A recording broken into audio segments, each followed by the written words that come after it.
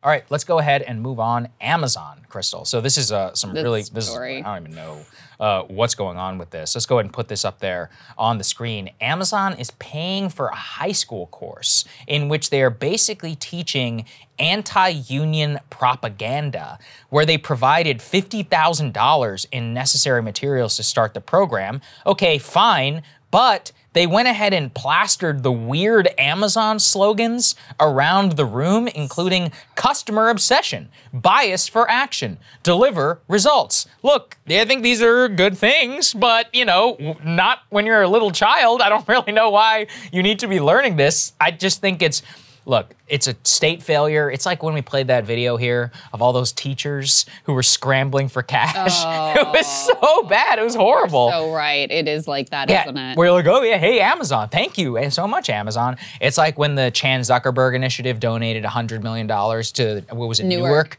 schools, and it turned out they just flushed the cash down the drain and it didn't actually do anything. It's actually a really sad story, frankly. But this is just an emblem of how, A, our public education or education system in general is totally broken.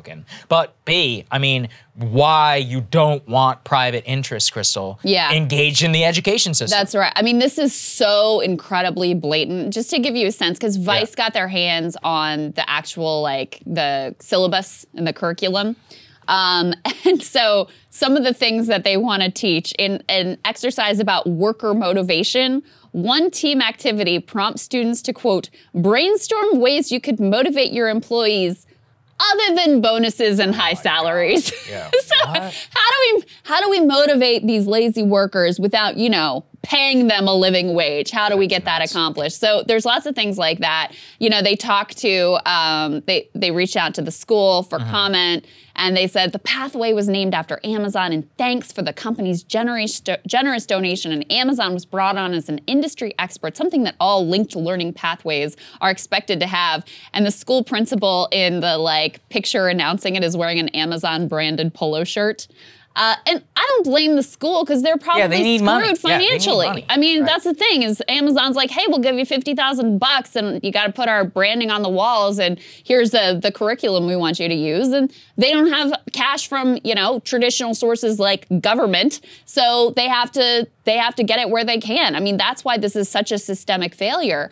And then the other situation is this town where this is happening in San Bernardino, California. Amazon is the dominant player in terms of the jobs market locally. I mean, Amazon just, you know, is everywhere. So when a lot of these kids graduate high school, they probably are going to go and work for Amazon. And so you've turned the school into just a direct pipeline to indoctrinate these kids in the Amazon way. And I'm sure their section on unions is going to be extraordinarily enlightening in terms of Amazon's views towards the labor movement. I love the part in there where they go, here's how you negotiate with a labor union. I'm like, yeah, let's start indoctrinating them early and how to screw over people. Yeah, I mean, they actually have them like learning Amazon's corporate story and all this crap like that. And listen, Henry Ford would be proud of this. This is extraordinarily blatant, but it is not really out of step with the history of development of education curriculum. And I've talked here about how in West Virginia for a long time,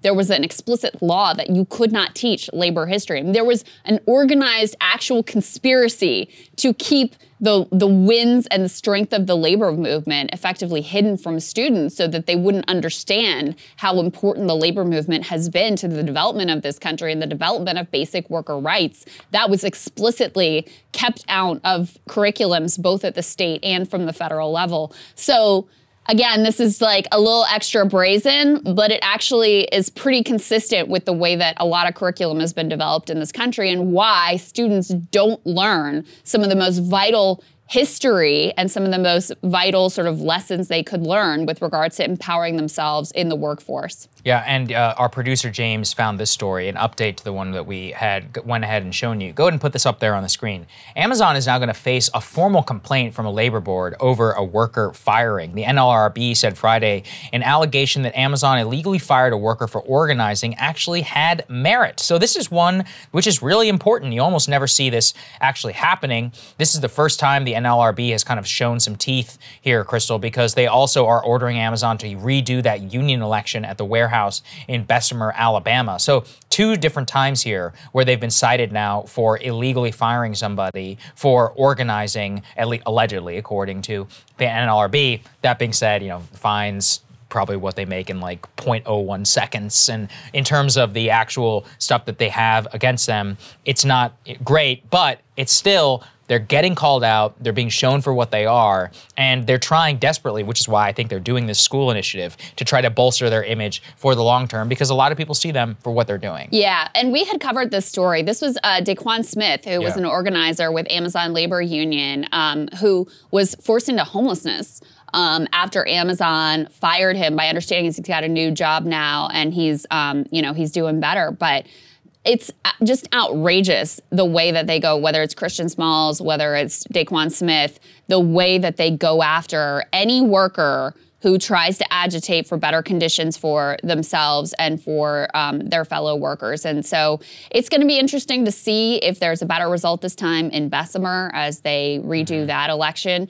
Overall, the landscape is so difficult, though, because workers are not crazy to think, hey, this is a gigantic risk if I stick my neck out. And you're right. Listen, is Amazon going to be chastened by this National Labor Relations Board decision? No. I mean, they just consider it like a cost of doing business, and a small one at that.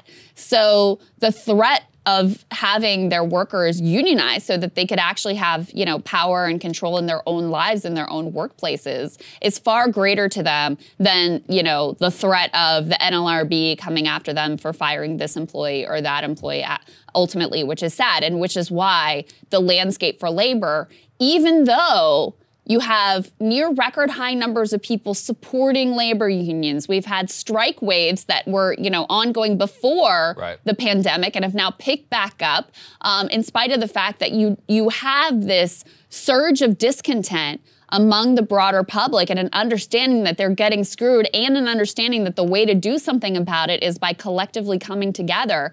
And yet, because the landscape is so brutally rigged against them, you still end up with lower union density. You still end up with a labor movement that is ultimately hobbled. So listen, one of the big reasons that I ultimately did decide to pull the lever for Joe Biden is because I knew we would put better people on the NLRB, but that sort of thing only ultimately gets you so far. Yeah, that's really, really well said. Hey guys, thanks so much for watching. That's right. Just as a reminder, you can become a premium subscriber today. Watch the full show completely uncut, our reactions to each other's monologues. You get to listen to it. You get to ask us questions, all that good stuff. Link is right there in the description or at breakingpoints.com. Best of all, great way to say screw you to the mainstream media.